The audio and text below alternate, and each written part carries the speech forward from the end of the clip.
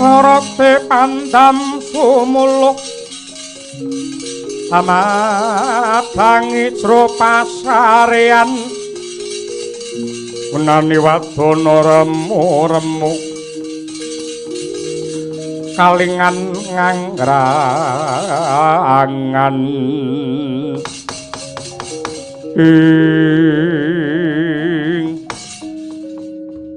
Perkudara.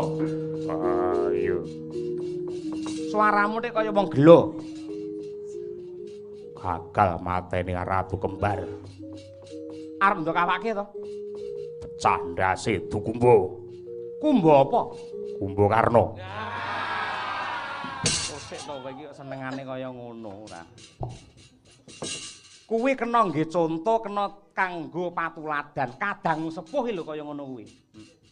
Dadi sing babakan kaya ngene iki paten pinaten yen iso disuda. Mergo sing nonton apa sing ndok gelar ngene iki ora mung wong dewasa, cah cilik-cilik ya do nonton.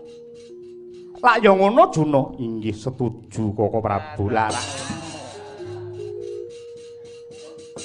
Sing diucapake dening Ratu Kembar iki mau jare dikongkon sapa? Narendra Magoda utawi Giri Bajra Prabu Jarasandha. Ratu telu sing diancam nenggih Ngamarta Ndarawati kaliyan Wirata. Jare nggo apa? Upacara makara utawi panca makara utawi malima. Kowe pengen ngerti apa ora? Upacara kuwi sing ditindakake Jarasandha ki piye? Inggih.